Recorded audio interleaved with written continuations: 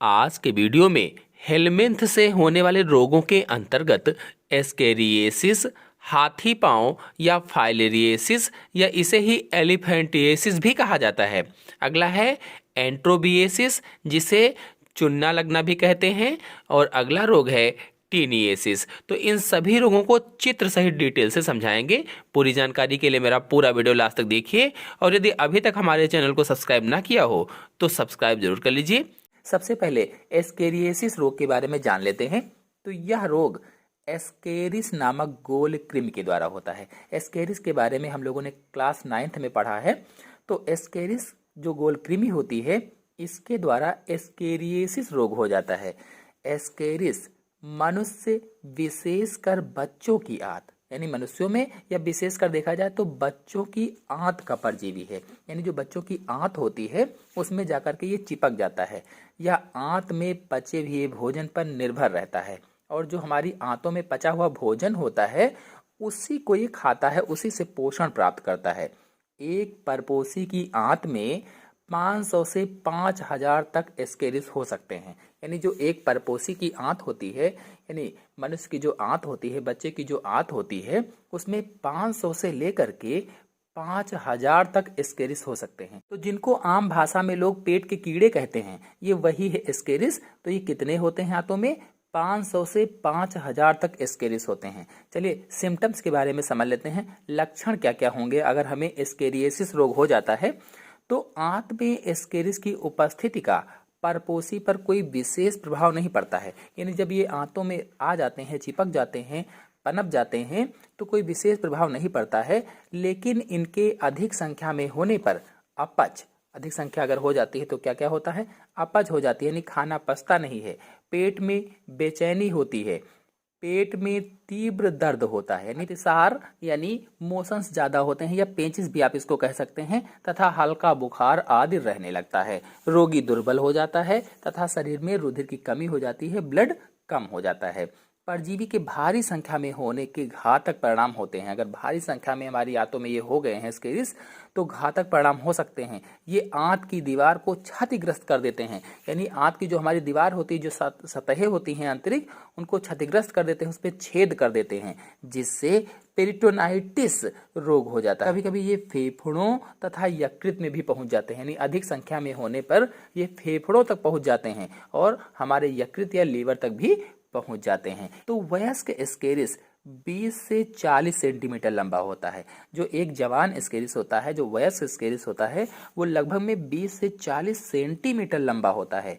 मादा नर कृमि से अधिक लंबी होती है, और जो मादा होती है वो नर कृमि से अधिक लंबी होती है। यानी मादा लंबी होती है, जबकि जो नर होता है वो छोटा होता है। मादा अपने जीवन काल में 2,70,00,000 और प्रतिदिन 2 लाख अंडे देती है। यानी अगर मादा को देखा जाए तो पूरे जीवन काल में 2,70,00,000 अंडे देती है, और अगर एक दिन का देखा जाए तो एक दिन में 2 लाख तक अंडे देती है एस्केरिस जो होती है। फिर आते हैं रोकथाम और उपचार पर, यानी रोकथाम के उपाय और उपचार पर। तो एस्केरिस के संक्रमण से बचने के लिए हमें कुछ प्रमुख उपाय करने चाहिए। कौन कौन से हैं? पहला है कच्ची सब्जियों व संदूषित जल का प्रयोग नहीं करना चाहिए। जो कच्ची सब्जियां होती हैं, बहुत से लोग कच्ची सब्जियों को ही खाने लगते हैं, तो इनका प्रयोग ना करें। संदूषित जल यानी जो प्रदूषित जल होता है, जो गंदा जल होता है, उसका प्रयोग नहीं करना चाहिए।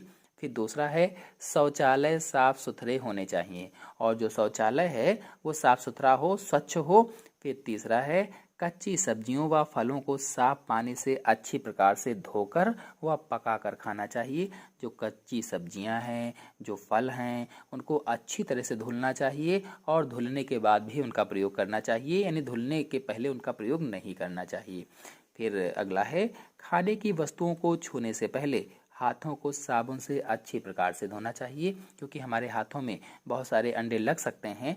तो जो भी खाने की वस्तुएं हैं उनको छूने से पहले हमें अपने हाथों को अच्छी तरह से साबुन से धुलना चाहिए। फिर अगला है आंत में से कृमियों को बाहर निकालने के लिए हमें कीनोपोडियम के तेल व टेट्राक्लोरोइथिलीन का मिश्रण या हेक्सिल रिसोर्सिनॉल के क्रिस्टल का सेवन कर सकते हैं। फिर अगला है इनके अलावा एल्कोपार, एंटीपार, डिकैरिस का उपयोग भी किया जा सकता है, यानी इन कीड़ों को भगाने के लिए, इनके अंडों को भगाने के लिए एल्कोपार, एंटीपार या डिकैरिस का उपयोग भी कर सकते हैं। फिर दूसरा रोग है फाइलेरियसिस रोग।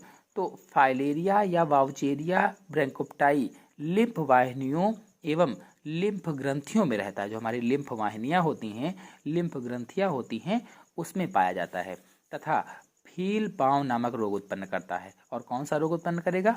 फील पाँव नामक रोग। चलिए अब रोग जनन एवं लक्षण को समझ लेते हैं। तो वयस्क कृमि सजीव एवं मृतक दोनों ही अवस्थाओं में बीमारी उत्पन्न करता है। यानी जो वयस्क कृमि होता है वो चाहे सजीव हो, जीवित हो, चाहे मृतक हो, दोनों ही अवस्थाओं में बीमारी उत्पन्न करता है। अगर जीवित अवस्था की बात की जाए तो जीवित अवस्था में खुजली पैदा करता है। जब जीवित होता है तो खुजली पैदा करता है और हानिकारक उपापचय पदार्थों को जमा करता है। फलस्वरूप लिम्फ वाहिनियों में एंडोथीलियल कोशिकाएं जो होती हैं वो विभाजित होकर के गुहा को बंद कर देती हैं।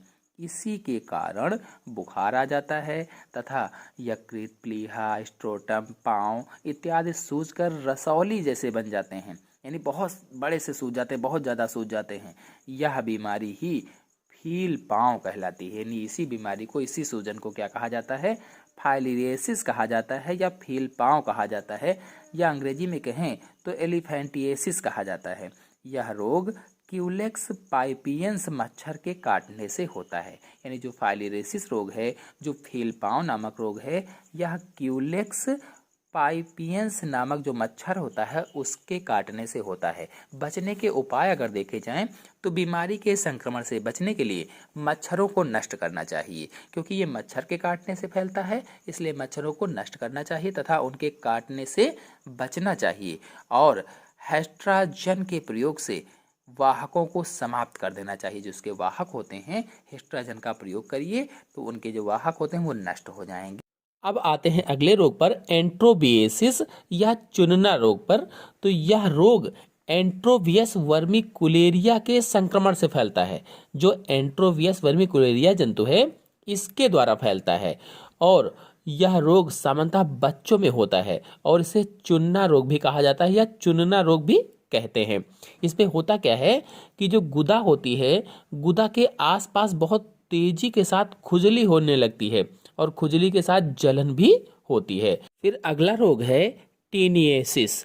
तो यह रोग फीता कृमि या टीनिया सोलियम के द्वारा मनुष्य और उच्च कशेरुकियों में होता है।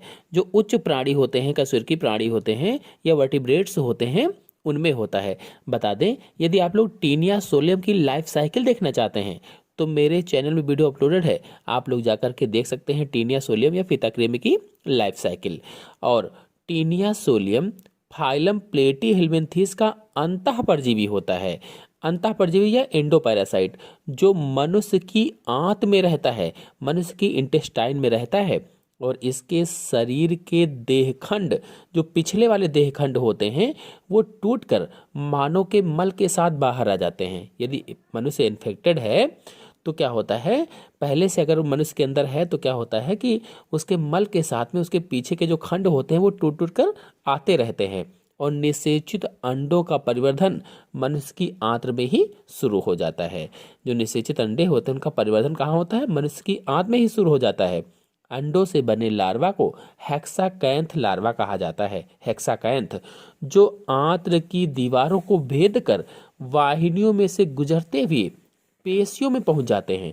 जो आंत की दीवारें होती हैं उसके अंदर घुस जाते हैं, पेशियों में पहुंच जाते हैं और रोगी धीरे धीरे करके दुर्बल हो जाता है, कमजोर हो जाता है, पतला हो जाता है और उसकी वृद्धि भी रुक जाती है, बढ़ता नहीं है और जीभ भी मिचलाने लगता है, यानी जीभ भी मिचलाता है और आंतों में घाव से दर्द होता है। क्योंकि आंतों में घाव बना देते हैं इसलिए दर्द भी होता है और मस्तिष्क में भी विकार उत्पन्न हो जाते हैं, मस्तिष्क के भी रोग हो जाते हैं। इसके अलावा ट्राइक्यूरिएसिस रोग में, यह रोग ट्राइक्यूरिएस ट्राइक्यूरा के संक्रमण से हो जाता है और प्रमुख लक्षण इसमें पेट खराब होना, अतिसार, कोलाइटिस आदि हो जाते हैं। इसके अलावा जो सिस्टोसोमिएसिस है, यह रोग सिस्टोसोमा हेमेटोबियम के संक्रमण से हो जाता है और इस रोग के प्रमुख लक्षण में त्वचा में खुजली होती है और इयोसिनोफिलिया आदि हो जाते हैं। तो इस प्रकार से ये कुछ प्रमुख रोगों को मैंने बताया। आशा है आप सभी लोगों को ये सभी रोग अच्छी तरह से समझ में आ गए होंगे। समझ में आ गए हों तो वीडियो को लाइक और शेयर कीजिए। चैनल पर नए हैं तो चैनल को सब्सक्राइब कर लीजिए। धन्यवाद।